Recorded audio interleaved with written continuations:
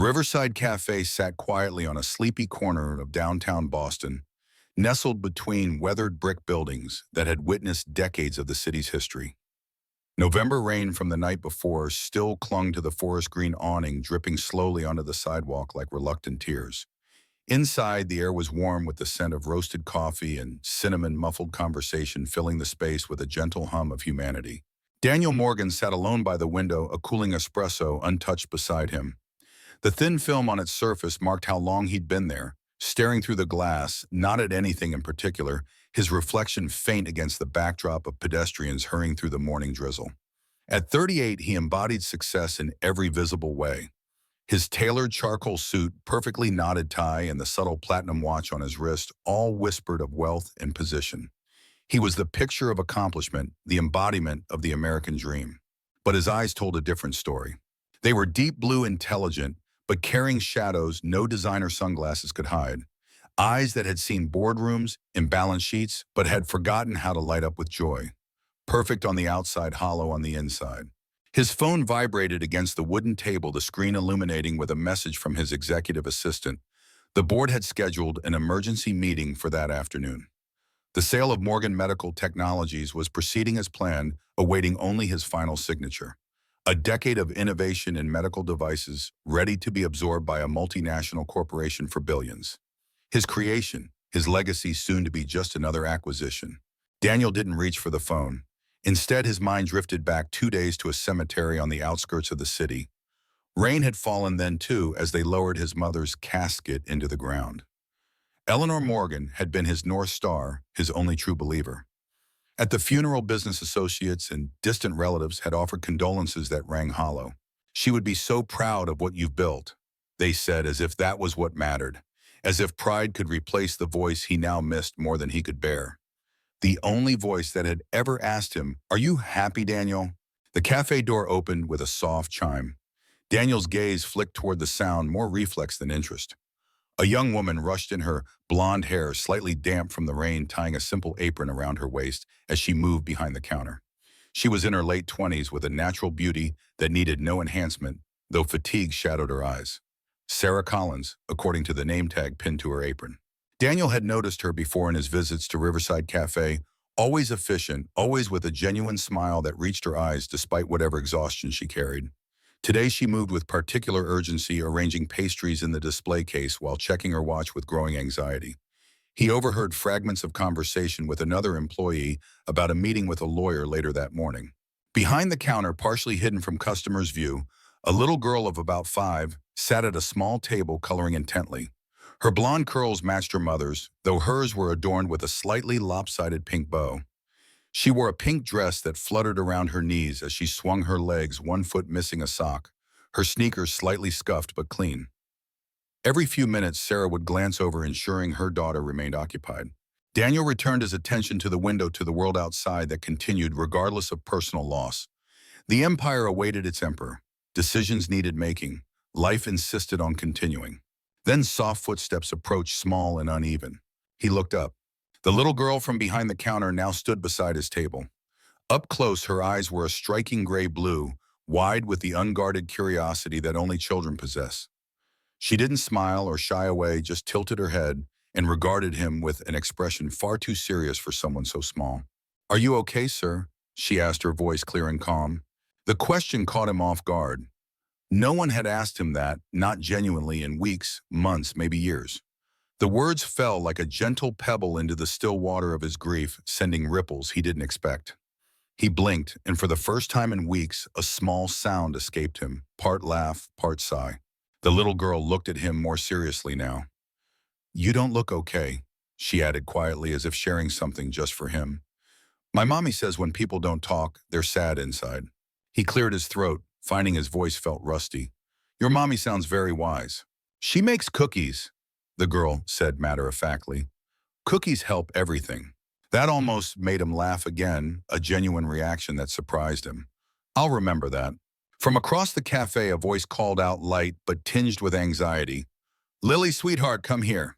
The girl Lily turned, but before she left, she looked back one more time, her brow furrowed with concern. "You should have a cookie, sir. It'll help." And then she was gone, skipping back to her mother, who crouched to whisper something before glancing up at Daniel. Sarah gave him an apologetic smile, soft and unsure. He nodded slightly to show it was okay. She turned back toward the counter, her hand resting on Lily's shoulder protectively. The cafe's ambient noise resumed, mugs clinking, low conversation flowing around him. But something had shifted. Daniel looked down at his espresso, then at the empty chair across from him. It had been just another seat before. Now it held a trace of something else, something warm.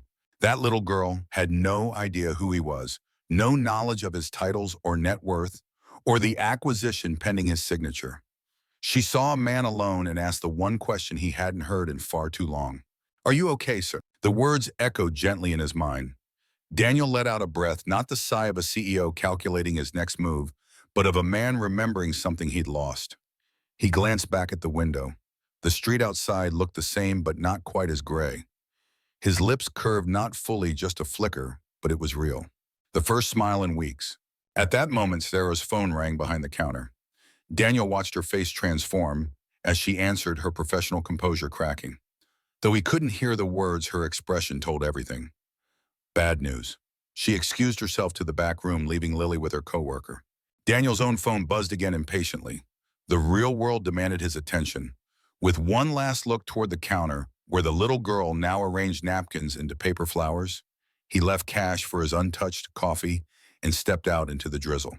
The Morgan Medical Technologies headquarters dominated the Boston skyline, a gleaming tower of glass and ambition that reflected the cloudy November sky. Daniel's corner office on the 40th floor offered views that spanned the city and harbor beyond, the world laid out at his feet like a living map. He stood at the window now, hands in pockets, Boston spread before him. Yet he saw none of it. Instead, his mind replayed a simple question from a child in a pink dress. "Are you okay, sir?" The intercom on his desk buzzed. His executive assistant's voice was crisp, efficient. "The board is assembling in the main conference room, Mr. Morgan." "Thank you, Jessica. I'll be there shortly." The boardroom of Morgan Medical Technologies exuded power. Mahogany tables gleamed under recessed lighting. Ergonomic chairs designed for long strategic discussions lined the perimeter, and floor-to-ceiling windows showcased the company's dominance over the city. 12 board members in tailored suits sat waiting as Daniel entered. Their faces, once familiar allies, now held the cautious expression of shareholders protecting investments. Richard Westfield, the lead director, spoke first. "Daniel, we're all still deeply sorry about Eleanor. She was an extraordinary woman and founder." A murmur of agreement circled the table, which is precisely why we need to finalize this acquisition. Her legacy should be protected with a strong exit. Daniel remained standing. "My mother's legacy isn't a strong exit, Richard. It's the patients who can afford treatments because of our pricing model. It's the research we fund that other companies consider unprofitable." "Noble sentiments," Westfield continued, "but sentiment doesn't protect shareholder value. North Star Pharmaceuticals is offering $20 billion. The paperwork is ready. We just need your signature." Daniel looked around the table at faces more concerned with quarterly reports than the company's founding mission. A decade earlier, he and his mother had started with one breakthrough device in a small lab. Eleanor Morgan, brilliant medical researcher and single mother, had finally seen her life's work recognized. They had built this empire together with the explicit mission to make healthcare innovation accessible. "The vote stands at 11-1 in favor," Westfield reminded him. "As CEO, you have final approval rights, but the board's recommendation is clear." Daniel finally took his seat at the head of the table. "I need more time." Westfield's expression tightened. "North Star's offer expires at the end of the month. Your recent distraction following Eleanor's passing has already caused concern." "My mother died 2 days ago," Daniel said quietly, his tone causing several board members to shift uncomfortably. Of course, Westfield backpedaled slightly.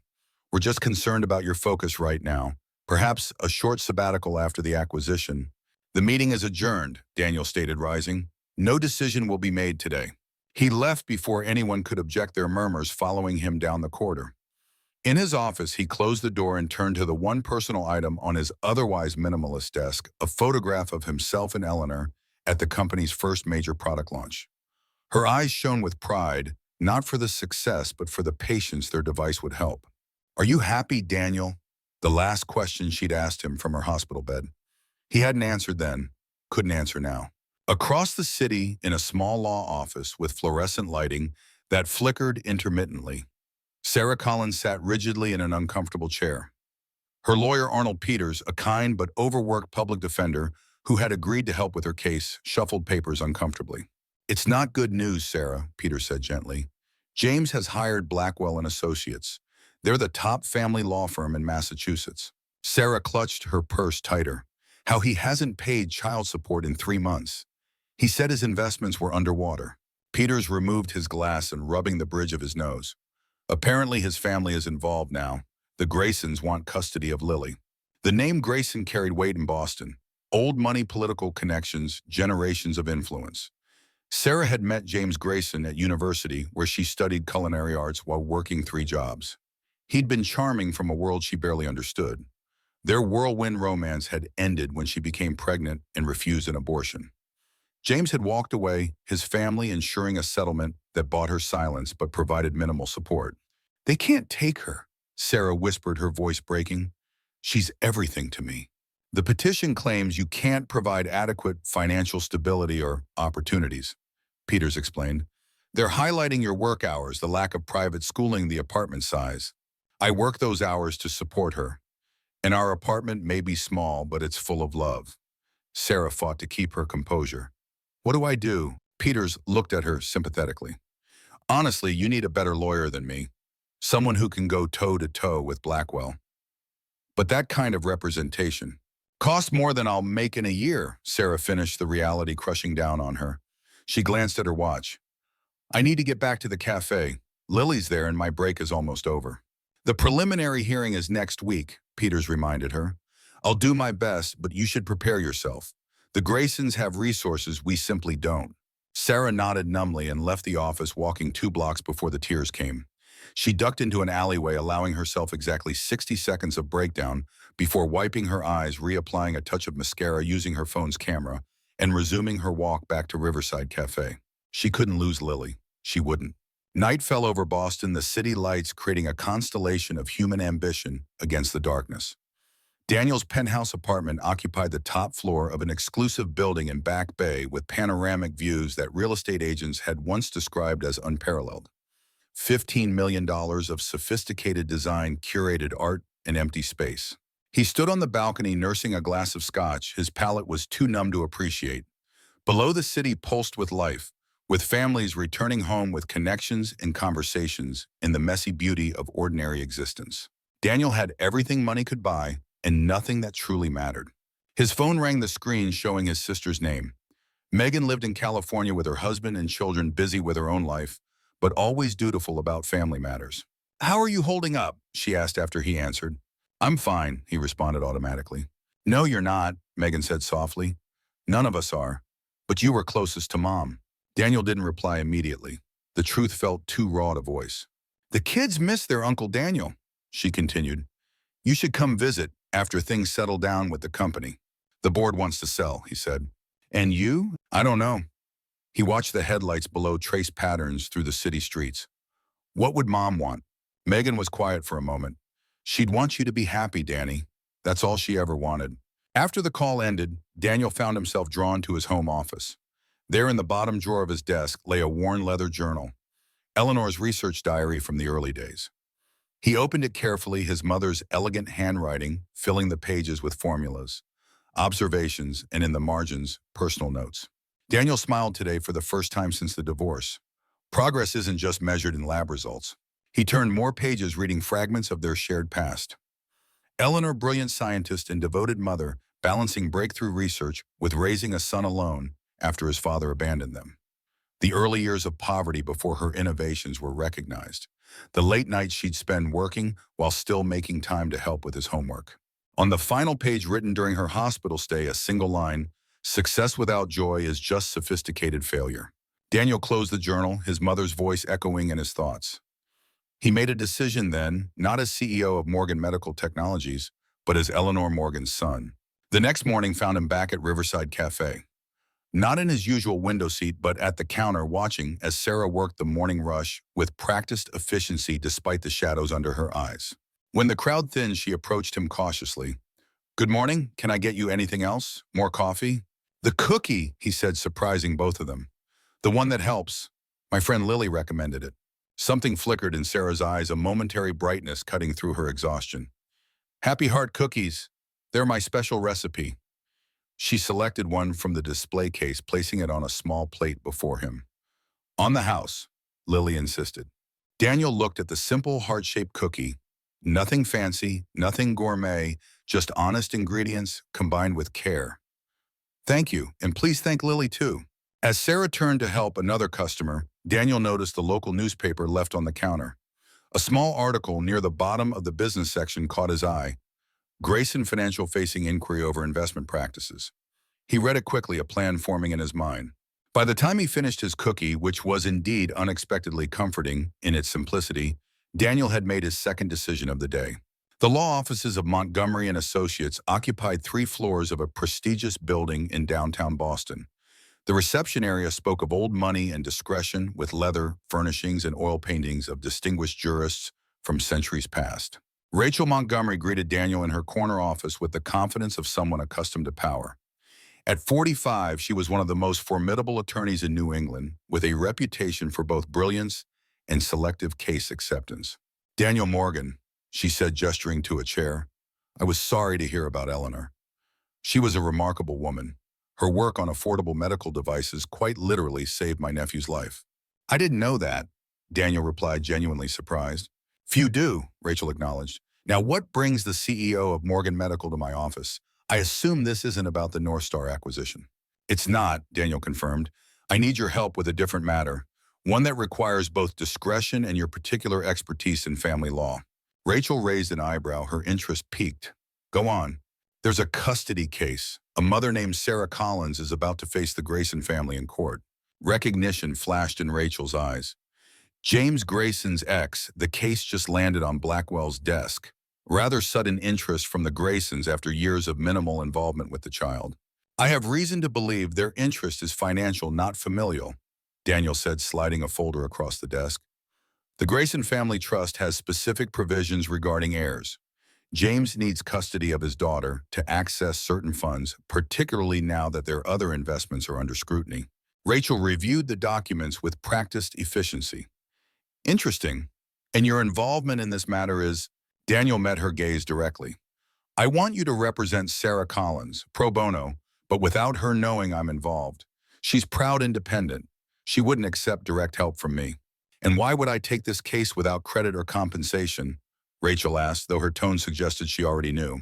Because 5 years ago, when your nephew needed that device and his insurance wouldn't cover it, someone ensured he got it anyway.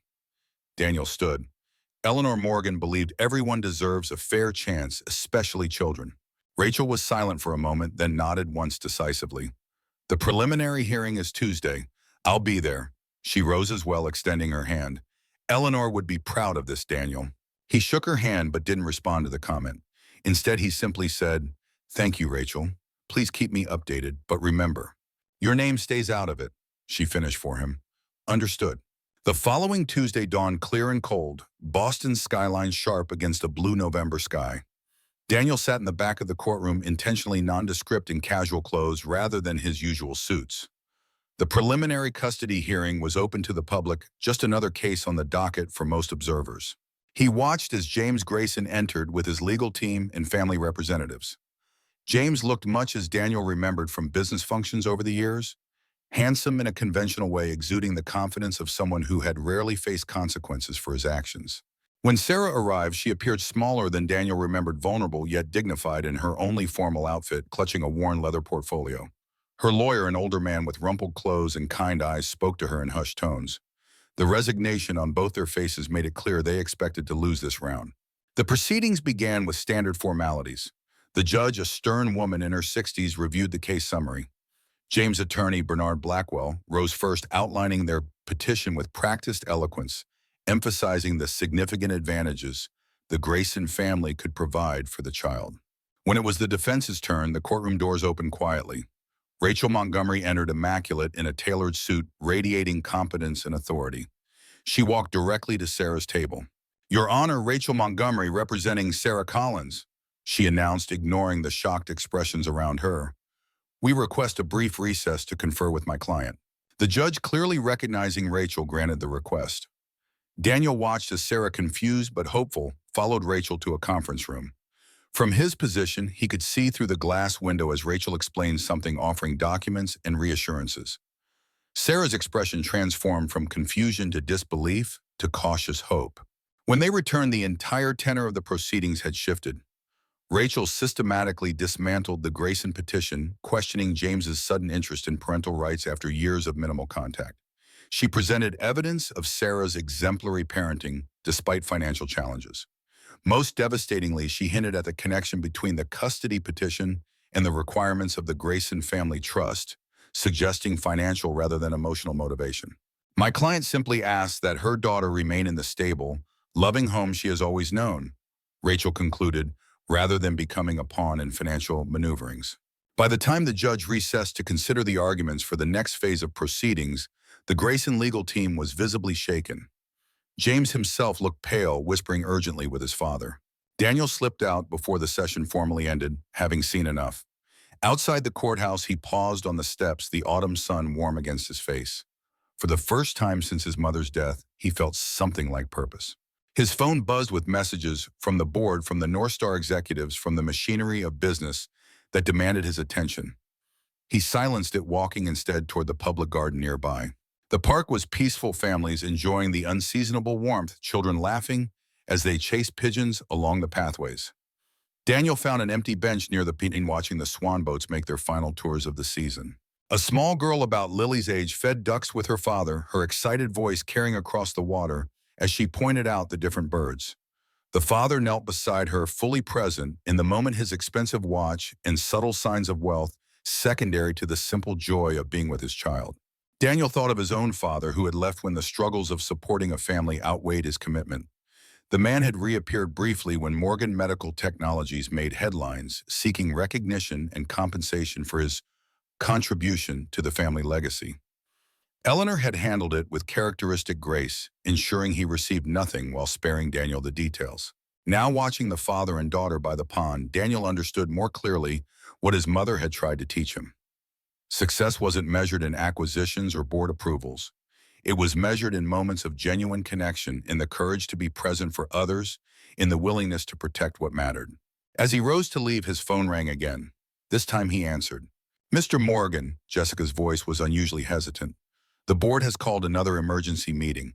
Mr. Westfield says your attendance is non-negotiable." "Tell them I'll be there," Daniel replied, his decision already made. When Sarah and Rachel exited the courthouse an hour later, Sarah was still processing the dramatic turn of events. "I don't understand," she said as they descended the steps. "Why would you take my case? How did you even know about it?" Rachel adjusted her briefcase strap. "Let's just say someone believes in your right to raise your daughter without interference from opportunistic interests." "Who?" Sarah pressed, stopping on the sidewalk. "I can't afford your services. Everyone knows what Montgomery and Associates charges." Rachel smiled slightly. "Consider it professional interest in seeing justice served. The Graysons have dominated these courts for too long." Sarah wasn't satisfied with the explanation, her eyes scanning the street as if the answer might materialize. "It was him, wasn't it? The man from the café?" Rachel's expression revealed nothing. "My client confidentiality extends in all directions, Ms. Collins. Focus on preparing for the next hearing. The Graysons won't give up easily." As Rachel departed, Sarah remained on the courthouse steps, overwhelmed by the reprieve, but certain there was more to the story. Across the street, a news photographer captured the moment, his lens focusing not on Sarah, but on a figure just visible in the background. Rachel Montgomery conferring briefly with Daniel Morgan before they walked in opposite directions. That photograph, seemingly insignificant, would soon set in motion consequences neither Daniel nor Sarah could anticipate. At the Morgan Medical Technologies emergency board meeting, Daniel faced the assembled directors with newfound clarity. The vote to delay the North Star acquisition was not a negotiating tactic. He stated, his voice calm but firm. It was a recognition that we need to reevaluate our company's direction. Westfield slammed his hand on the table. "This is about Eleanor. You're letting grief cloud your judgment." "On the contrary," Daniel responded, "for the first time in years, I'm seeing clearly. My mother built this company to help people, not to maximize shareholder returns at any cost." "Very noble," Westfield said, his tone making the word an accusation, "and very dangerous for everyone who has invested in this company. The board can vote to remove you as CEO if your decisions become detrimental. Daniel nodded. You could, but the controlling shares my mother left me would still give me final say on any acquisition. He stood buttoning his suit jacket. Gentlemen, ladies, I suggest you consider whether you want to be part of Morgan Medical's future, because that future will honor its founding principles, not abandon them. As the directors erupted in protests and arguments, Daniel exited the boardroom. In his office, he instructed Jessica to clear his schedule for the remainder of the day. Everything all right, Mr. Morgan? She asked, concern evident in her voice. For the first time in a long time, he replied. I think it might be. That evening, as dusk settled over Boston, Daniel found himself driving aimlessly through the city. Without conscious intent, he found himself on the street where Riverside Café stood. The shop was closed, but lights still glowed inside. Through the window, he could see Sarah working alone preparing pastries for the next day. He noticed something he had missed before. Sarah wasn't just working, she was crying silently, but unmistakably tears falling as she kneaded dough with practiced hands. Daniel sat in his car, watching this private moment of vulnerability. He thought of his mother, of her struggles as a single parent, of the strength it took to build something while caring for a child alone. He thought of little Lily asking if he was okay when no one else had bothered. In that moment, Daniel Morgan, CEO Millionaire, acclaimed business leader, made a decision that would change multiple lives forever. He would help this woman and her daughter not from pity, but from recognition of something valuable and worth protecting. The same thing his mother had always fought to protect in him, the chance for a life of meaning, not just success. Morning sunlight filtered through the windows of Riverside Cafe, casting honeyed patterns across worn wooden tables. Sarah moved with practiced efficiency, the rhythm of her morning routine, a dance she had perfected over years. Coffee beans ground with a satisfying hum, pastries arranged in the display case with artistic precision, the familiar scent of cinnamon and vanilla rising from the kitchen where her early morning baking session had yielded today's special treats. But today felt different. After yesterday's unexpected courtroom reprieve, Sarah moved as if a weight had been partially lifted from her shoulders. The threat of losing Lily remained, but for the first time she had hope. Rachel Montgomery, one of Boston's most formidable attorneys, had appeared like a guardian angel just when all seemed lost. The mystery of this intervention still puzzled her, but for now gratitude overshadowed suspicion. The bell above the door chimed softly. Daniel Morgan entered carrying himself differently than on previous visits. There was still grief in his bearing, but something else too. Purpose, perhaps. He chose a seat at the counter rather than his usual window table, nodding politely as Sarah approached. Good morning, she said, the professional smile warming slightly. Coffee, please. His voice was quiet but clearer than in previous encounters. He glanced around the cafe, noting the early morning quiet before the rush. How are you today? The simple question caught Sarah off guard. Their previous interactions had been transactional, pleasant but distant. Customers rarely asked how she was and actually waited for an answer. I'm better, actually. Thank you for asking. Before she could elaborate, a blur of pink rounded the counter. Lily, who should have been finishing her breakfast in the back room, bounded toward Daniel with the uninhibited joy of childhood. You came back. Did you try the cookie? Did it help? Sarah began to call her daughter back, but Daniel's reaction stopped her. His entire demeanor transformed, tension melting from his shoulders as he turned to the child. I did try the cookie. Your mom gave me one yesterday. You were right, it helped. Lily beamed with the satisfaction of being proven correct. Mommy says cookies can't really fix problems, but they give you strength to fix them yourself. Daniel considered this with exaggerated seriousness. That's very wise.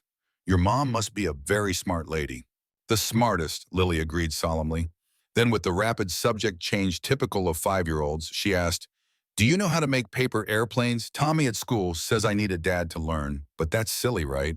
Sarah stepped forward, embarrassment coloring her cheeks. Lily, Mr. Morgan probably has important things to do. Let's not bother him. But Daniel was already reaching for a napkin. Actually, I'm an excellent paper airplane engineer. My mother taught me when I was about your age. With practiced movements, he began folding the napkin. She was a scientist, said understanding aerodynamics started with paper planes. Lily watched transfixed as Daniel's elegant hands transformed the simple napkin into a sleek glider. Sarah observed too, struck by the gentle patience he showed her daughter. This was not the same aloof businessman who had frequented her cafe for months. keeping the world at a polite distance. The secret, Daniel explained, making the final fold with theatrical flourish, is in how you balance it. He handed the finished plane to Lily, who accepted it with reverent hands. Not too heavy on either side, perfect equilibrium. What's equilibrium? Lily asked, testing the word. Balance, Daniel explained, everything in its right place. Sarah felt something catch in her throat watching this interaction. Balance was precisely what she had been fighting for since Lily's birth. A balancing act between work and motherhood, between financial survival and emotional presence, between her dreams and her responsibilities. The cafe door opened, admitting the first wave of morning commuters. Sarah reluctantly returned to work, while Lily retreated to her small table with her treasure, occasionally sending it on careful flights when she thought no one was looking. Daniel lingered longer than usual, observing the morning rush with newfound interest. When the crowd thinned, he approached the counter again. I heard your cookies are somewhat famous in the neighborhood. Sarah smiled, genuine this time.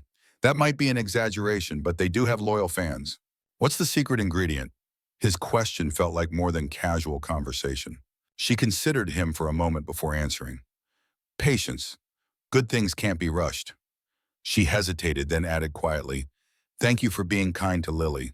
She doesn't have many male figures in her life. Something shifted in Daniel's expression. She's a remarkable child. You've done an excellent job with her. The compliment, simply stated but clearly sincere, touched Sarah more deeply than she expected.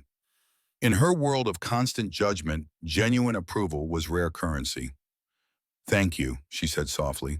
As he paid his bill, Daniel noticed a flyer pinned to the community board by the register. Weekend Fall Festival at Franklin Park, it announced in cheerful lettering. Family activities, music, local food vendors. Is it any good? He asked, gesturing toward the flyer. Sarah followed his gaze. It's lovely, actually. They have traditional crafts, live music.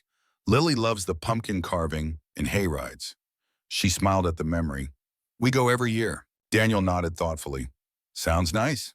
Have a good day, Sarah. He used her name for the first time, the simple familiarity hanging in the air between them as he departed. That afternoon, Daniel sat in his office reviewing quarterly projections that no longer seemed to matter. The board had given him until the end of the week to reconsider his position on the North Star acquisition. His refusal to proceed immediately had created waves not just in the boardroom, but throughout the industry. Morgan Medical's stock had fluctuated with the uncertainty, and his inbox overflowed with concerned messages from investors and partners. Yet his mind kept returning to the small cafe, to the paper airplane, to the child who saw people clearly, and the mother who taught her how. His intercom buzzed.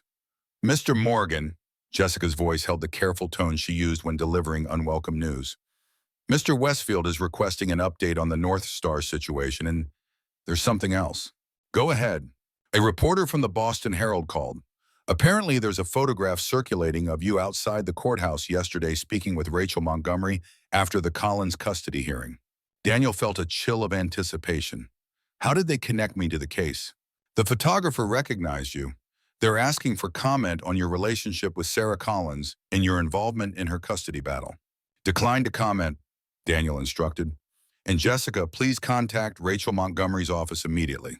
As Jessica departed, Daniel turned to his computer, searching news sites for the photograph.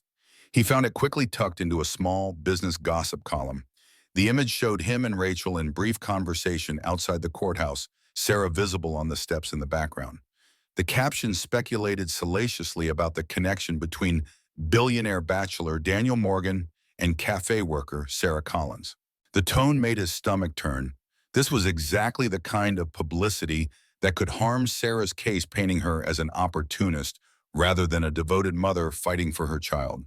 It would also feed the board's concerns about his focus and judgment. His phone rang, Rachel Montgomery's name on the display. I've seen it, she said without preamble.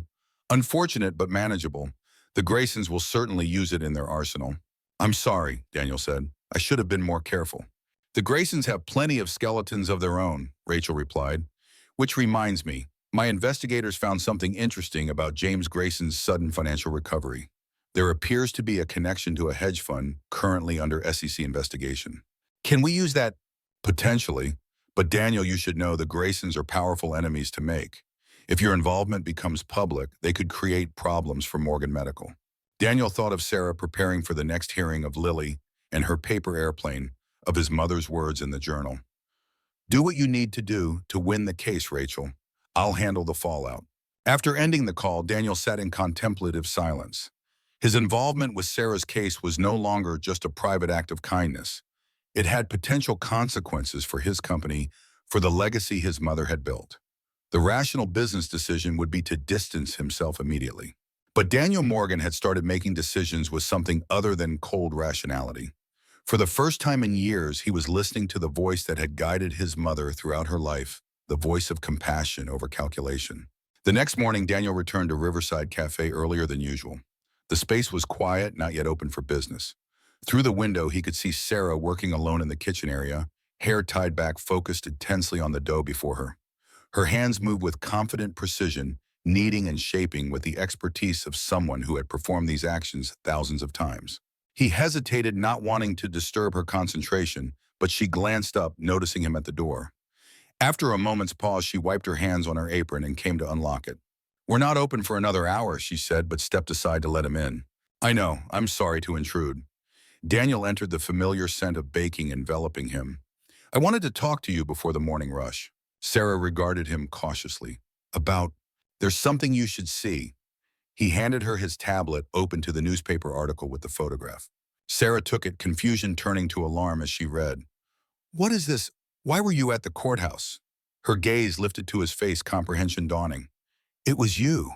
You sent Rachel Montgomery." Daniel didn't deny it. "I wanted to help." "Why?" The question came sharp, defensive. "You barely know me. You barely know Lily." "Because it was wrong," he answered simply. "What the Graysons are doing, using a child as a financial pawn." Sarah placed the tablet on a nearby table, her hands trembling slightly. "I don't need charity, Mr. Morgan, and I certainly don't need complications that could cost me my daughter." "It's not charity," Daniel said quietly. "And I'm sorry about the photograph. I was careless. I didn't think about how it might affect your case." Sarah wrapped her arms around herself, suddenly looking very tired. "Do you know what James will say? That I'm using you? That I deliberately cultivated a wealthy patron to improve my case?" Rachel is prepared for that angle. "Are you?" Sarah challenged. "Your name is in that article too. Billionaire bachelor. Does your board know you're involving yourself in some cafe worker's messy custody battle?" The description stung, not for himself, but for how it diminished her. "You're not just some cafe worker. You're a mother fighting for her child. And yes, the board knows I'm reconsidering my priorities." Sarah studied him, wariness still evident, but curiosity emerging. "Why would you risk anything for us? The truth, please." Daniel considered his answer carefully. "My mother was a single parent too. She built Morgan Medical from nothing while raising me alone. She taught me that success without purpose is empty." He moved to the window, looking out at the awakening street. "When Lily asked if I was okay that day, it was the first genuine human connection I'd felt since my mother died. Not CEO Daniel Morgan, not the acquisition target, just a person who might not be okay. And that was enough for all this." Sarah gestured to the tablet. "That was enough to make me see clearly again." He turned back to her. "My mother's last words to me were asking if I was happy. I couldn't answer her then, but I know I wasn't." Sarah's expression softened slightly. "And now I'm trying to remember what it feels like to do something that matters." His honesty surprised even himself. A small sound from the back room interrupted them. Lily stood in the doorway in pajamas covered with stars, rubbing sleep from her eyes. She had been napping on the small cot Sarah kept for early mornings when childcare arrangements fell through. "Mr. Daniel," she said, her voice fuzzy with sleep, "did you come back for another cookie?" The tension in the room dissolved at her innocent question. Sarah's shoulders relaxed and Daniel smiled, genuine and unguarded. "Actually," he said, kneeling to Lily's eye level, "I came to show your mom how to make the best paper airplane in Boston. Would that be okay with you?" Lily's face lit up. "Yes, Mommy needs to learn too." Sarah watched her daughter's excitement, her own concerns momentarily suspended. "I suppose we have time before we open," she conceded. "But just one paper airplane lesson." One lesson became a quiet hour of folding and flying paper creations across the empty cafe. Lily's laughter echoed in the space usually filled with customer conversations. Sarah found herself joining in despite her reservations, her fingers following Daniel's patient instructions, her careful control temporarily set aside for simple joy. When the time came to open, Daniel helped straighten chairs and tables without being asked. As the first customers arrived, he prepared to leave, pausing at the door. "Sarah," he said quietly, Whatever happens with the article with the case, I promise I never meant to complicate things for you. Quite the opposite. She believed him. That was perhaps the most surprising realization of the morning. The fallout came swiftly. By afternoon, Daniel's involvement in the Collins custody case had spread beyond the small gossip column to larger news outlets. The business press questioned his focus on Morgan Medical's future, while tabloids speculated wildly about his relationship with Sarah. Inside Morgan Medical's headquarters, the board called an emergency meeting. Daniel entered the boardroom to find not just the directors, but also representatives from North Star Pharmaceuticals. Richard Westfield didn't bother with preliminaries. "This is precisely the kind of distraction we feared, Daniel," he said, gesturing to the news articles spread across the table. "Involving yourself in a custody battle between cafe worker Sarah Collins and the Grayson family. What were you thinking? Ms. Collins is a hard-working single mother whose child is being used as leverage for financial gain," Daniel replied evenly. "And my personal choices are not board matters. They become board matters when they affect company valuation," Westfield countered. "North Star is concerned about your commitment to this acquisition." The North Star representative, a polished executive named Catherine Hayes, spoke up. "We value Morgan Medical's innovation portfolio, but stability of leadership is essential for this transition." "My leadership is perfectly stable," Daniel stated. "My priorities have simply evolved." Westfield's expression hardened. "The board has discussed this situation at length. We believe a temporary step back would be beneficial for the good of the company and the acquisition process." "You're asking me to resign?" Daniel kept his voice level, though anger simmered beneath. "A sabbatical," Westfield clarified smoothly, "until the acquisition closes and this personal matter resolves itself. Martin is prepared to step in as interim CEO." Daniel surveyed the faces around the table, noting who met his eyes and who looked away. The balance of power had shifted while he'd been rediscovering his humanity. Perhaps his mother would consider it a worthy trade. "My controlling interest means you cannot force this decision," he reminded them quietly. "No," Westfield agreed, "but we can make it extremely uncomfortable for you to stay. The PR department is already fielding calls about your involvement with Ms. Collins. Questions about your judgment are circulating. The market is responding accordingly." Daniel stood buttoning his suit jacket with deliberate calm.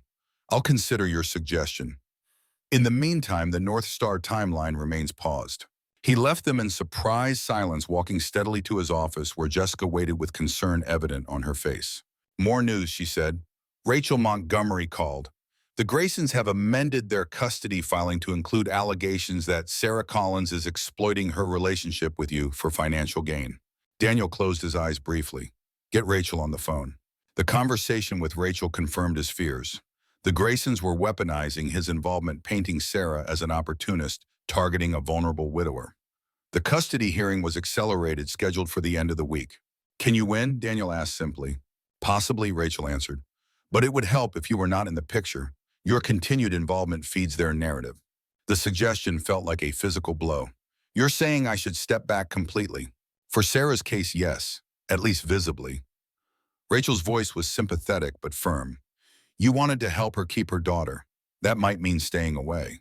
After the call ended, Daniel stood at his office window, Boston spread before him like a complex living organism. Somewhere in that landscape, Sarah was probably hearing the same news, facing the same impossible choice. He made one more call. "Jessica, please clear my schedule for the rest of the day and contact my driver." Riverside Cafe was busy with the afternoon crowd when Daniel arrived. Through the window, he could see Sarah working her professional smile firmly in place, despite whatever turmoil she must be feeling. He waited outside until the rush subsided before entering. The bell announced his arrival. Sarah looked up, her smile falling away at the sight of him. She said something to her coworker and moved toward the door, gesturing for Daniel to step back outside. On the sidewalk, autumn wind whipped between buildings, carrying the first real chill of approaching winter. Sarah hugged her thin cardigan around herself. "You shouldn't be here," she said without preamble. "My lawyer called. The Graysons are using you against me." "I know. Rachel called me too." Daniel resisted the urge to offer her his coat. "Sarah, I'm so sorry. This is exactly what you feared would happen." "It's not your fault," she said, surprising him. "You tried to help, but now the best thing you can do is stay away from Lily and me." Though he had anticipated this hearing, the words still affected him deeply. "I understand." Sarah glanced back toward the cafe where Lily could be seen arranging napkins at the counter. "She asked about you." The paper airplane engineer. A sad smile touched her lips. Children attach so quickly. They see clearly, Daniel said softly, something adults forget how to do. Sarah met his eyes directly. Why did you really help us, Daniel, the complete truth this time? He considered deflecting, but found he couldn't not with her. Because when I saw you with Lily, I recognized something my mother always embodied. Strength without hardness. Love without weakness. You reminded me what matters. Sarah absorbed his words, emotion flickering across her face. And now that reminder might cost me everything. It won't, Daniel promised. Rachel is the best, and I'll keep my distance, whatever it takes to help your case. Thank you, Sarah said, genuine gratitude in her voice, for understanding. Before Daniel could respond, the cafe door opened. Lily bounded out, her face lighting up at the sight of him. Mr. Daniel, look, I made more airplanes. She held up a handful of folded paper creations. Sarah crouched beside her daughter. Honey, Mr. Daniel was just leaving. He has important work to do. Lily's expression fell, but he just got here. It's okay, Daniel said gently, kneeling to Lily's level. Your mom is right. I have some big projects to finish. Like Mommy's cookies for special orders? Lily asked seriously. Something like that, he agreed. But I wanted to say goodbye properly. The word goodbye registered with Lily, her intuitive nature sensing the finality. Are you going away? Daniel glanced at Sarah, whose eyes shimmered with unshed tears. For a little while. Because of Daddy wanting to take me away? Lily asked, her perceptiveness startling both adults. Sarah touched her daughter's hair. Lily, sweetheart, how do you know about that? I heard you talking to Miss Rachel on the phone. Lily's lower lip trembled. I don't want to go with him. I want to stay with you. Sarah pulled her daughter close. Oh, baby. We're doing everything to make sure that happens. Lily looked at Daniel over her mother's shoulder. Can you help? You're good at fixing things? The simple faith in her voice nearly undid him. Daniel had commanded boardrooms, negotiated billion-dollar deals, transformed medical technology, yet found himself humbled by a child's trust. Sometimes helping means stepping back, he explained carefully. But there are many ways to fix things even from a distance. Sarah straightened, keeping Lily close. We should go inside, it's getting cold. Daniel nodded, rising. Of course, to Lily he added, keep practicing those paper airplanes. Maybe someday you'll design real ones. As they turned to leave, Lily suddenly broke free of her mother's hold and rushed back to Daniel. Before either adult could react, she thrust one of her paper airplanes into his hand. So you remember us? She said earnestly. Daniel accepted the simple gift with the gravity it deserved. I could never forget you, Lily, either of you. He watched them return to the warmth of the cafe, Sarah's arm protective around her daughter's shoulders. Through the window he saw Lily turn back once, offering a small wave, which he returned. Then Daniel Morgan, CEO of a billion-dollar company, walked away with a child's paper airplane clutched carefully in his hand, worth more to him now than all the acquisition offers in the world. The following days passed in a blur of legal maneuverings and corporate pressure. Daniel maintained his distance from Sarah and Lily, though it cost him more than he had anticipated. His apartment, always spacious and empty, now felt cavernous with loneliness. The paper airplane sat on his otherwise immaculate desk, a reminder of what truly mattered. At Morgan Medical, Daniel fought a different battle. The board's suggestion of a sabbatical had hardened into an ultimatum. Step aside temporarily or face a public vote of no confidence.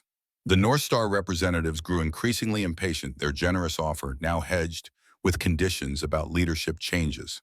They're serious this time, Daniel, Jessica informed him after yet another tense board call.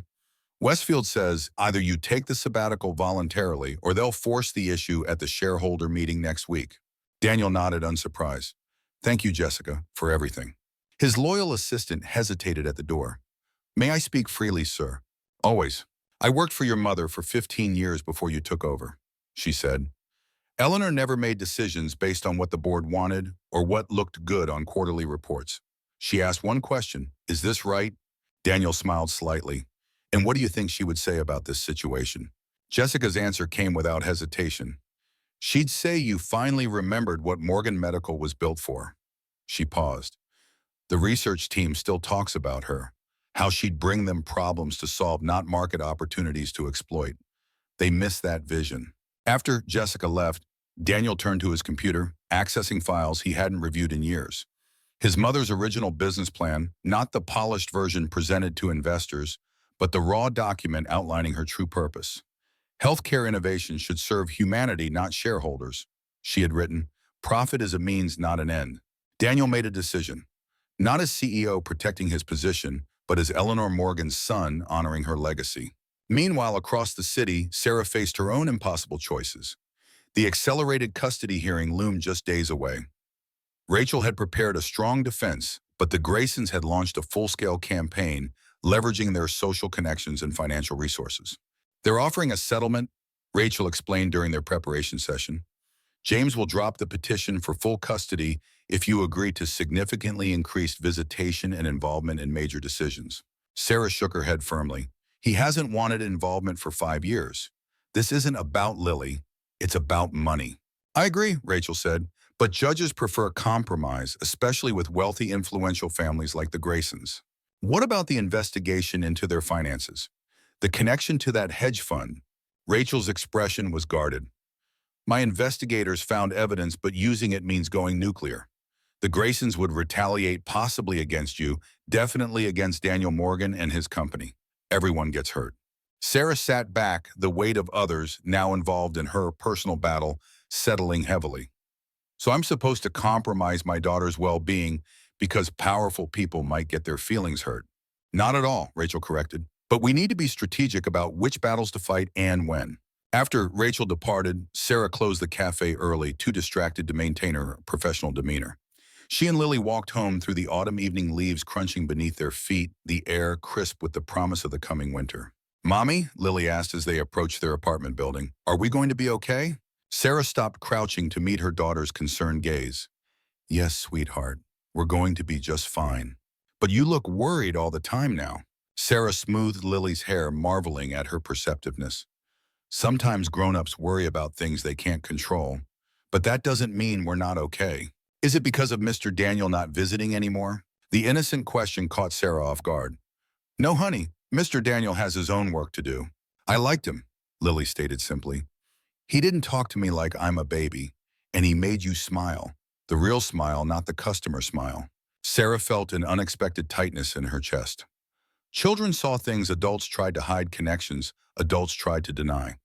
In just a few brief encounters, Lily had recognized something in Daniel that Sarah had been too cautious, too defensive to acknowledge fully. Come on, she said, rising and taking Lily's hand. Let's make some cookies tonight, the special ones. Happy heart cookies, Lily asked eagerly. Yes, Sarah agreed. I think we both could use some.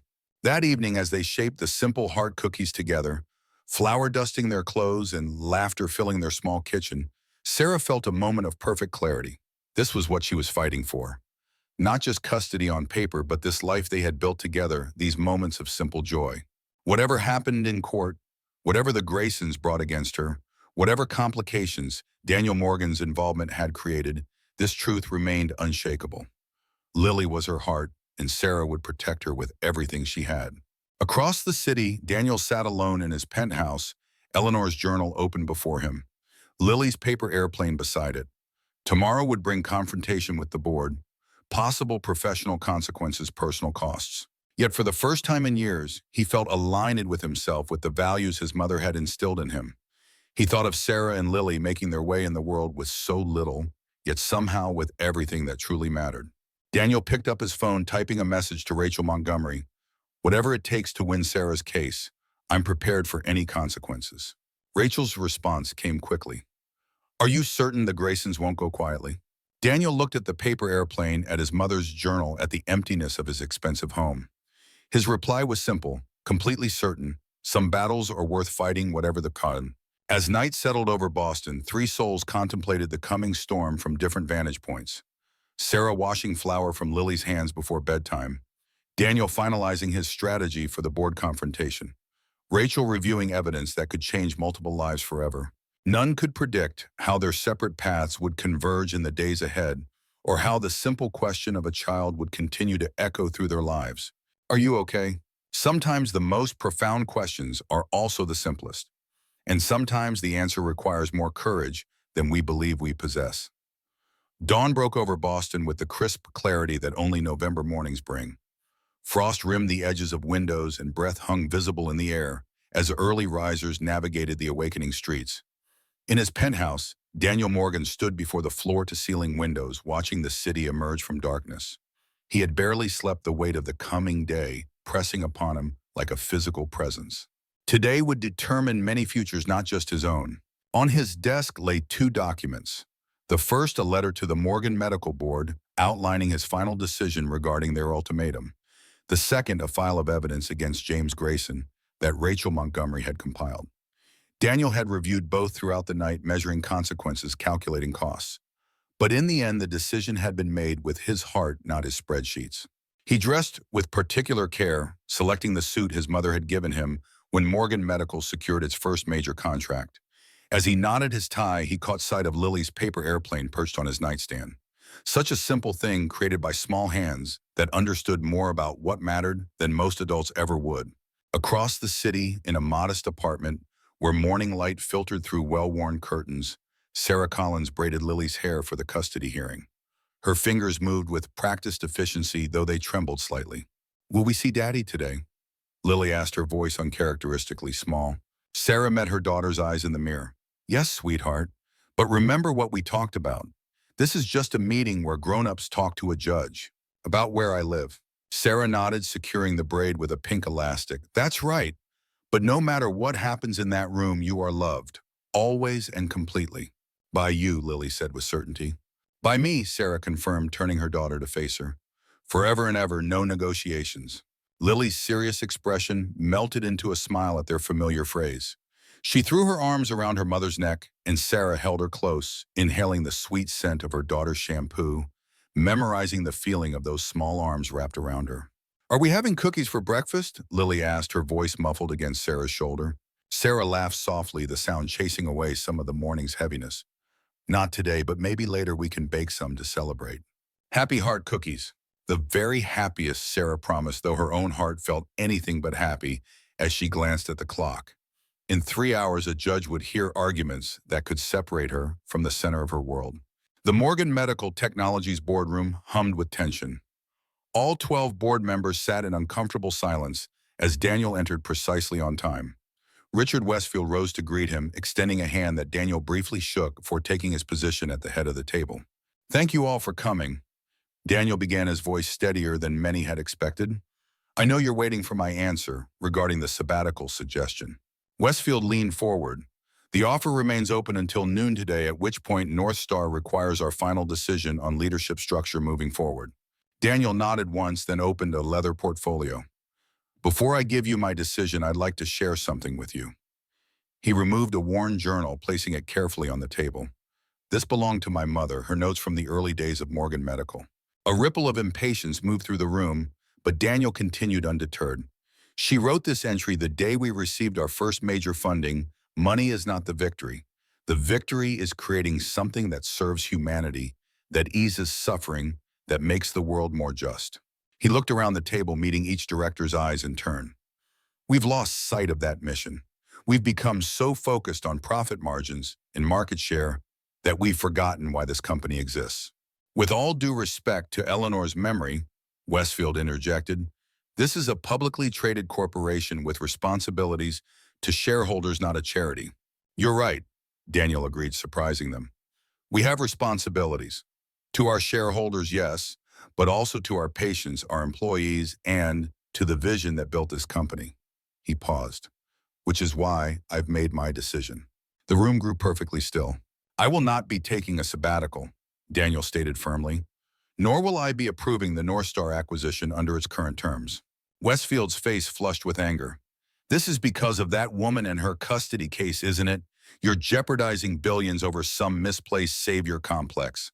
"No, Richard," Daniel replied calmly. "This is because of Eleanor Morgan and what she built, and what I almost forgot." He retrieved a document from his portfolio. "This is my counter-proposal to North Star. Our medical devices division can be acquired, but with legally binding commitments to maintain our affordable pricing model for critical care devices. Additionally, our research division will be spun off as a separate entity with a controlling interest held by the Eleanor Morgan Foundation." "This is absurd," Westfield sputtered. "North Star will never agree to these terms." "Actually," a voice spoke from the doorway, "we find these terms quite interesting." All heads turned to see Catherine Hayes, the North Star representative, who had entered unannounced. Mr. Morgan shared this proposal with me yesterday evening. After consulting with our board, we're prepared to move forward with these modified terms. Westfield stared in disbelief. You can't be serious. Perfectly serious, Hayes confirmed, moving into the room. North Star recognizes the value of Morgan Medical's reputation for innovation and accessibility. In fact, we believe maintaining that mission adds value to the acquisition. She turned to Daniel. Though we would insist on your continued involvement with the Research Foundation. Daniel nodded. That can be arranged. As the implications rippled through the boardroom, Daniel stood. I have another appointment this morning. Ms. Hayes can answer any questions about the revised terms. He buttoned his suit jacket. I trust the board will make the right decision. With that, Daniel Morgan walked out, leaving behind the stunned silence of people who had underestimated him for the last time. The courthouse stood solid and imposing against the morning sky, its stone facade projecting an air of permanence and authority. Sarah clutched Lily's hand as they climbed the steps, Rachel Montgomery beside them, calm and collected in a perfectly tailored suit. Remember, Rachel said quietly, let me handle James and his attorney. No matter what they say, maintain your composure. Sarah nodded, her throat too tight for words. Inside, the polished corridors echoed with footsteps and hushed conversations. Lily looked around with wide-eyed curiosity, mercifully unaware of the stakes involved in the day's proceedings. They turned a corner and came face to face with James Grayson and his family. James stood flanked by his parents, the very image of Boston aristocracy. His father, Charles Grayson, regarded Sarah with thinly veiled contempt. His mother, Evelyn, looked past Sarah entirely, her gaze fixed on Lily with an evaluating coolness that made Sarah's skin crawl. James stepped forward, perfect in his tailored suit, handsome in the conventional way that had once blinded Sarah to his true nature. Hello, Sarah. His voice carried the practiced charm she had once mistaken for genuine warmth. He crouched down. And hello, Lily. Do you remember me? Lily pressed closer to Sarah's side, regarding her biological father with uncertainty. They had met only a handful of times over her 5 years, each visit brief and awkward. It's Daddy, James prompted when Lily didn't respond. We're going to be seeing a lot more of each other soon. Rachel stepped forward smoothly. Mr. Grayson, all communication should go through counsel at this point.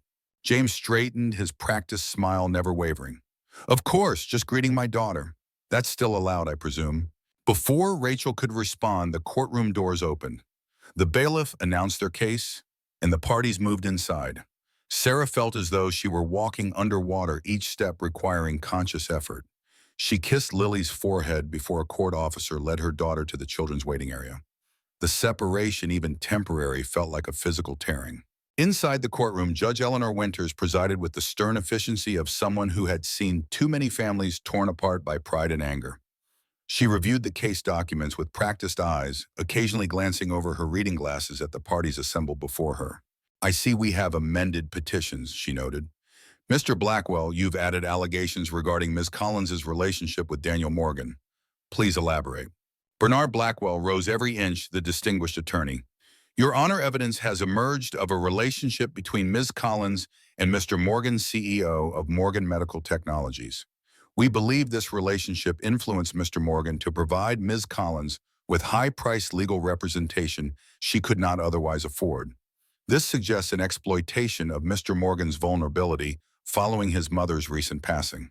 Sarah felt her cheeks burn with the injustice of the insinuation. Rachel's hand touched her arm briefly, a silent reminder to maintain composure.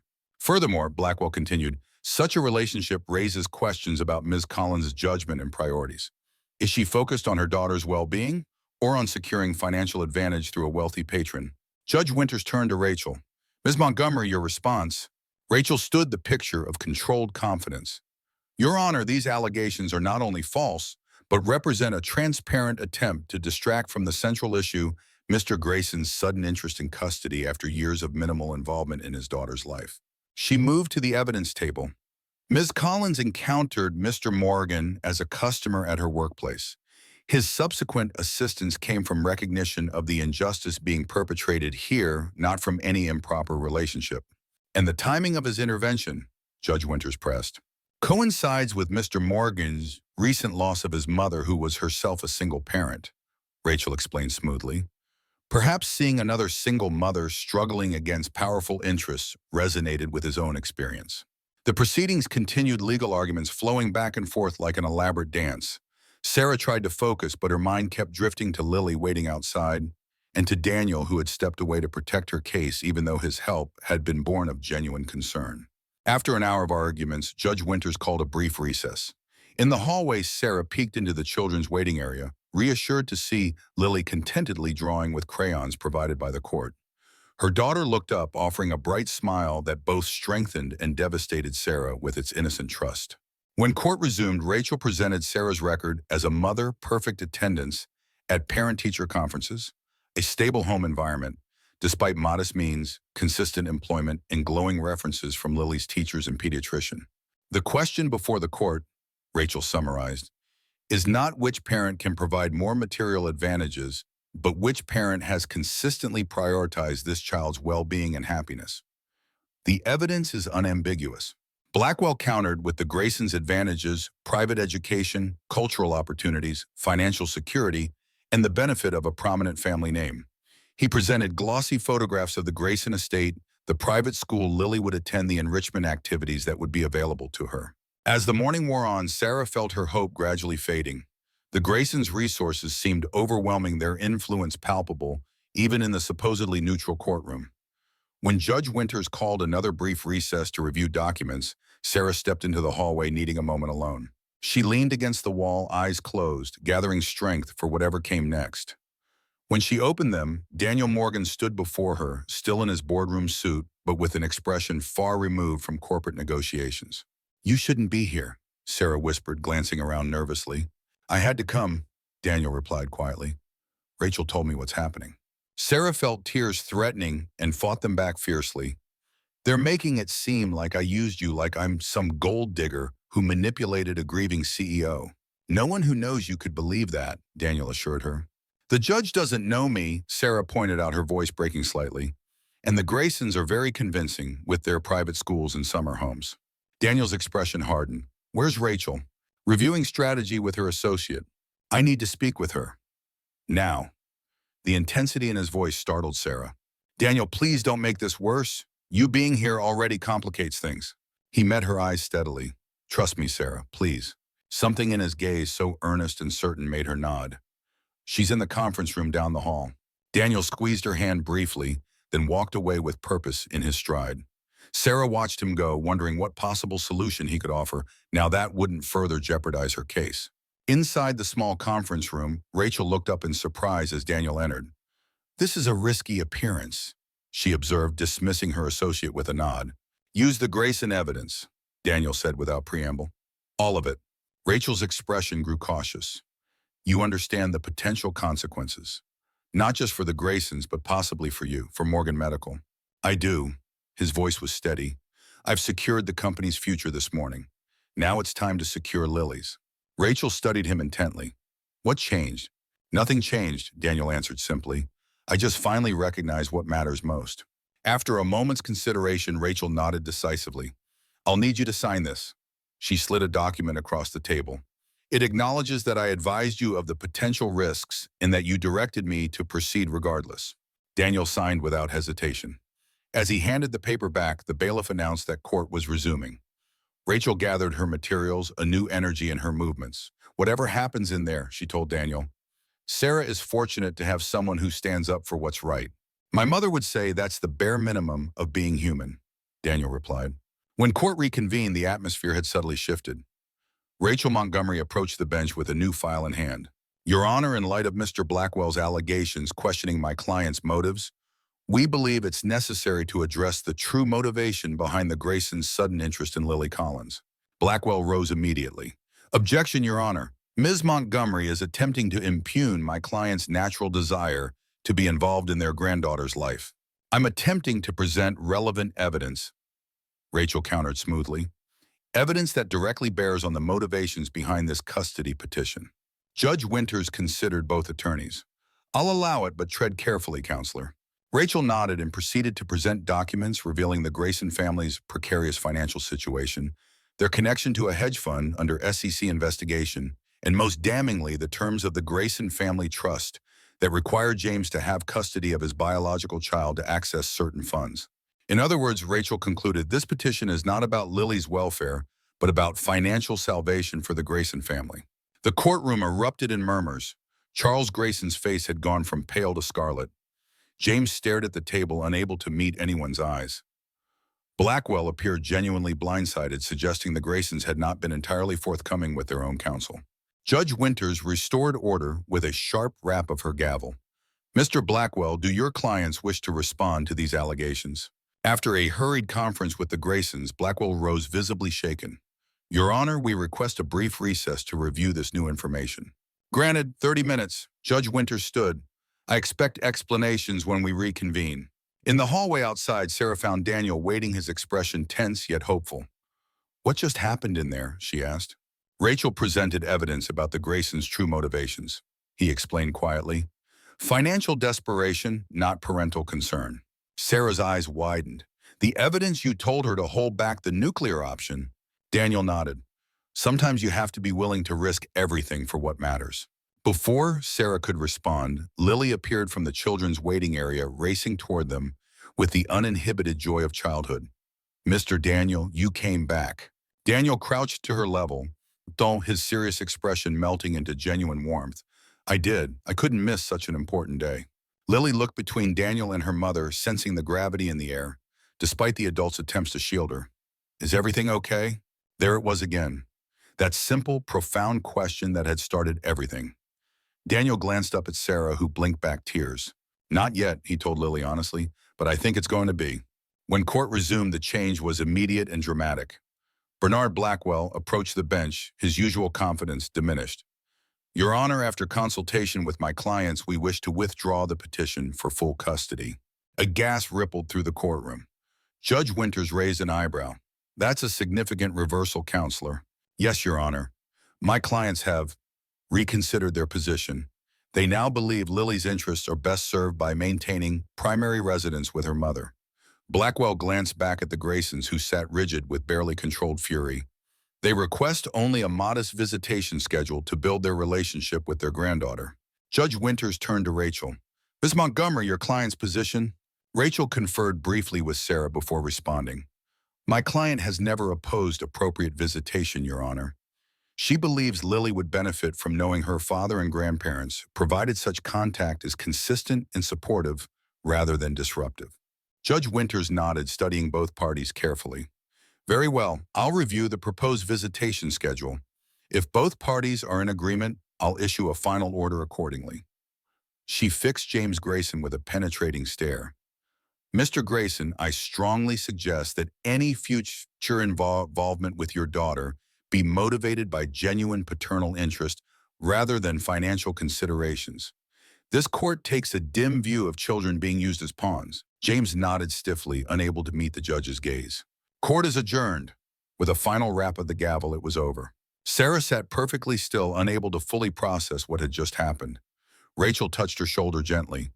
You won, Sarah. It's over. Lily stays with you. The words finally penetrated, and Sarah covered her face with trembling hands, relief washing over her in overwhelming waves. When she looked up, Daniel stood a respectful distance away, giving her space to absorb the victory. Outside the courthouse, autumn sunlight bathed the steps in golden light. Lily skipped alongside Sarah, blissfully unaware of how close they had come to separation. The Graysons exited behind them, Charles and Evelyn sweeping past without acknowledgement, James pausing briefly to look at his daughter before following his parents to their waiting car. Rachel shook Sarah's hand.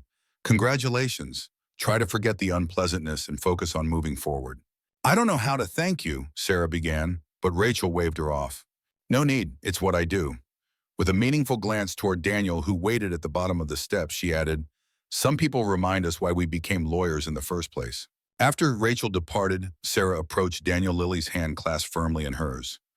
You risked everything, she said quietly. Your company, your reputation. Not everything, Daniel corrected gently. Just the things that can be replaced. He looked at Lily, who was watching a squirrel race up a nearby tree. The irreplaceable things are what matter. What happens now? Sarah asked. With Morgan Medical with the Graysons. Morgan Medical will be fine. The acquisition is proceeding on modified terms that protect my mother's vision. Daniel's expression grew serious. The Graysons may face other consequences. The SEC investigation is real and Rachel's evidence will likely accelerate it. And us? The question slipped out before Sarah could reconsider. Daniel's eyes met hers, warm with possibilities neither had dared contemplate until now. That depends on what you want, Sarah. Before she could answer, Lily tugged at her hand. Can Mr. Daniel come for cookies to celebrate? Sarah looked down at her daughter, then back at the man who had risked so much for them. That sounds like a perfect idea if Mr. Daniel isn't too busy. Never too busy for happy heart cookies, Daniel assured Lily with perfect seriousness. 3 weeks later, the first snow of the season dusted Boston with delicate white. Riverside Cafe stood transformed, its windows decorated with paper snowflakes, a small Christmas tree twinkling in the corner. The usual morning customers filled the tables, steam rising from coffee cups, conversations flowing comfortably around the space that had become something of a sanctuary for many. Sarah moved among the tables with easy grace, pouring refills and exchanging pleasant words with regulars. She looked different somehow, lighter as though an invisible weight had been lifted from her shoulders. The bell above the door chimed, and Daniel entered, brushing snowflakes from his coat. Unlike his early visits, he now carried himself with relaxed familiarity, a man comfortable in his skin rather than armored against the world. Several customers greeted him by name, no longer intimidated by his CEO status, but appreciating his genuine interest in their lives. Sarah met him at the counter, her smile personal rather than professional. Right on time. Always, Daniel confirmed, accepting the coffee she offered. Over the past weeks, a pattern had emerged naturally. Daniel would stop by each morning before heading to the Morgan Medical Research Foundation, which he now led while a new CEO managed the commercial division under North Star's ownership. Lily's class is making paper snowflakes today, Sarah told him. She insisted on practicing at home first. Our apartment looks like a blizzard hit. Daniel laughed, the sound still somewhat new to both of them. She's nothing if not thorough. Like someone else I know, Sarah teased, gently referring to Daniel's meticulous approach to everything from paper airplanes to restructuring multinational corporations. Their easy conversation was interrupted by the cafe owner, Marcus, emerging from the back office. Sarah got a minute. Sarah excused herself, returning several minutes later with a mixture of surprise and uncertainty on her face. Everything okay? Daniel asked. Marcus is selling the cafe, she explained, still processing the news. He's moving to Florida. Retirement. And you're worried about your job. Sarah nodded. He says the new owners will keep the staff, but you know how these things go. Changes are inevitable. Daniel was quiet for a moment, watching Sarah as she automatically straightened items on the counter, her hands needing occupation while her mind worked through implications. Over the past weeks, he had come to recognize this habit, one of many small details that made Sarah uniquely herself. What would you do, he asked finally, if you could do anything without limitations? Sarah considered the question seriously. I'd keep baking, not just as a side job to serving coffee, but really baking. My own recipes, my own place. A small, wistful smile touched her lips. It's always been the dream, a little bakery where people feel at home. Daniel nodded, unsurprised. He'd seen how Sarah's eyes lit up when she discussed a new recipe, how her entire being seemed aligned when her hands worked dough or frosting. Why not now? Reality, she answered simply. Starting a business takes capital I don't have, and stability for Lily has to come first. The morning rush picked up, ending their conversation, but Daniel carried Sarah's words with him throughout the day. That evening, he made several phone calls, set meetings, reviewed documents. A plan began to take shape. 2 days before Christmas, Boston sparkled with holiday lights. The public garden had been transformed into a winter wonderland, trees wrapped in twinkling strands, pathways lined with luminaries. Daniel guided Sarah and Lily through the decorated paths, Lily dancing ahead in her red coat and matching mittens, occasionally stopping to catch snowflakes on her tongue. This is magical, Sarah breathed, her face illuminated by the soft glow of thousands of tiny lights. Thank you for suggesting it. Christmas was always my mother's favorite, Daniel shared. She said it was when people remembered to see each other clearly, even if just for a little while. They followed Lily to the frozen pond where couples skated hand in hand, holiday music playing softly from hidden speakers. Daniel had arranged for a small table to be set up at the edge, complete with hot chocolate and Sarah's happy heart cookies, which had become something of a tradition between them. As they watched Lily marvel at the skaters, Daniel gathered his courage. Sarah, there's something I want to discuss with you. She turned to him, cheeks flushed from the cold eyes bright with reflected lights. That sounds serious. It is in the best way. He took a deep breath. I've purchased Riverside Cafe. Sarah's eyes widened. You what? Marcus approached me after he mentioned selling. He wanted someone who would preserve what makes it special. But why? Sarah asked, genuinely confused. Because it matters to you, and because I have a proposal. Daniel withdrew an envelope from his coat, offering it to her. This is for you regardless of your answer to what I'm about to ask. Sarah accepted the envelope with uncertainty, opening it to find legal documents. As she read, her expression transformed from confusion to disbelief. This is a business plan for a bakery, Second Chance's Bakery and Cafe. The cafe will be renovated, Daniel explained, expanded into the vacant space next door. Half remains the cafe everyone knows and loves. The other half becomes your bakery. He watched her face carefully. If you want it. Sarah looked from the documents to Daniel, overwhelmed. I don't understand. This is too much. I can't accept this. It's not a gift, Sarah, Daniel clarified gently. It's an investment in you, in your talent. The business plan includes you buying ownership shares over time. You'd be a partner from day one, eventually the majority owner. Sarah shook her head, trying to process the magnitude of the opportunity. But why would you do this? Daniel's gaze shifted to Lily, who was attempting to catch snowflakes in her mittens, then back to Sarah. Because when I walked into that cafe months ago, I was existing, not living. I had success without meaning, achievement without joy. He took her gloved hands in his. A little girl in a pink dress asked if I was okay, and for the first time in years, I answered honestly, even if just to myself, I wasn't okay. But I am now. His voice grew softer. Because of you, because of Lily, because you both reminded me what matters. Sarah's eyes glistened with unshed tears. Daniel. You don't need to answer now, he assured her. Take the holidays, think about it. The offer stands regardless of anything else between us. Anything else? Sarah repeated, a smile beginning to form despite her tears. Daniel smiled, too vulnerable, yet certain.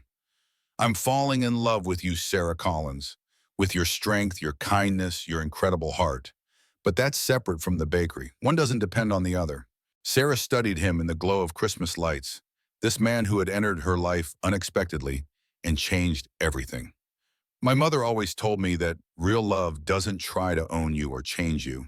It gives you roots and wings at the same time. She squeezed his hands. You've never tried to rescue me, Daniel. You've stood beside me while I rescued myself. That's why I'm falling in love with you too. Before Daniel could respond, Lily raced back to them, her cheeks pink with cold and excitement. Can we skate now? Please. Daniel looked to Sarah, who nodded, her eyes communicating everything words couldn't yet express. They rented skates, and soon all three glided across the ice, Lily between them, holding their hands, connecting them in the simplest, most profound way. As Christmas Eve arrived, snow fell gently over Boston. Inside, the Morgan penthouse transformed now, with a towering Christmas tree and holiday decorations that Eleanor would have loved. Daniel put the finishing touches on preparations for the evening. Sarah and Lily would be arriving soon for their first Christmas celebration together. On the mantel beside a photograph of Eleanor sat Lily's paper airplane, preserved now in a small glass display case. Next to it, a framed copy of the business plan for Second Chance's Bakery and Cafe, which Sarah had accepted with characteristic determination to prove herself worthy of the investment. The doorbell rang, and Daniel opened it to find Sarah and Lily, cheeks flushed from the cold arms laden with packages wrapped in colorful paper. Lily bounded in her excitement, barely contained, while Sarah followed more slowly, taking in the transformed space with appreciative eyes. You did all this for us, she asked quietly, while Lily explored the apartment with delighted curiosity. For us, Daniel corrected gently, all of us. They shared a simple, perfect evening. Dinner prepared together, stories exchanged, laughter, filling spaces that had known only silence for too long. Lily fell asleep on the sofa, exhausted from excitement, while Daniel and Sarah sat beside the Christmas tree, watching snow fall beyond the windows. I never imagined this, Sarah admitted softly. Any of it. Daniel took her hand, his thumb tracing gentle patterns across her skin. Neither did I, but now I can't imagine anything else. In the soft glow of Christmas lights, with Lily sleeping peacefully nearby, they shared a kiss that held both tenderness and promise, both gratitude for the path behind and hope for the journey ahead. 6 months later, on a perfect June morning, Second Chance's Bakery and Cafe opened its doors. The renovated space gleamed with warmth and welcome, preserving the character of the original cafe while creating something new and wonderful alongside it. Sarah's pastry cases displayed her creations, simple, yet exquisite, honest comfort elevated by genuine skill. The crowd for the opening stretched down the block. Neighborhood regulars, curious foodies drawn by press coverage, friends and supporters. Even Jessica from Morgan Medical arrived bearing congratulations and a small gift from the research team. Daniel stood back watching Sarah in her element greeting customers, explaining her baking philosophy, her face alight with the joy of dreams realized. Lily moved among the tables in a new dress chosen specially for the occasion, offering sample cookies with practiced charm. This was success, Daniel realized. Not the kind measured in stock prices or acquisition deals, but in moments of genuine connection and lives touched in purpose fulfilled. His mother had understood this all along. A small community table near the window displayed photographs chronicling the journey of second chances Sarah and Lily in the original café, Daniel teaching Lily to make paper airplanes, the three of them at Christmas, and finally the renovated space coming to life. Beside the photos stood a simple framed quote in Eleanor Morgan's handwriting, rescued from her journal. Success without joy is just sophisticated failure. As the morning progressed, Daniel found a quiet moment with Sarah in the kitchen, where she was preparing another batch of her signature cookies. He wrapped his arms around her from behind, resting his chin on her shoulder. "Happy?" he asked softly. Sarah leaned back against him, her hands still working the dough with practiced skill. "Beyond happy," she answered. "Complete." Through the kitchen door, they could see Lily chatting animatedly with an elderly couple, her natural warmth drawing smiles from everyone nearby. The little girl who had once asked a simple question that changed everything. "Are you okay, sir?" Looking at the life they were building together, at the woman in his arms and the child who had taught him to see clearly, again Daniel Morgan knew the answer with absolute certainty. Yes, finally, truly, completely okay. Because sometimes life offers second chances. And sometimes, if we're brave enough to take them, they lead us exactly where we need to be.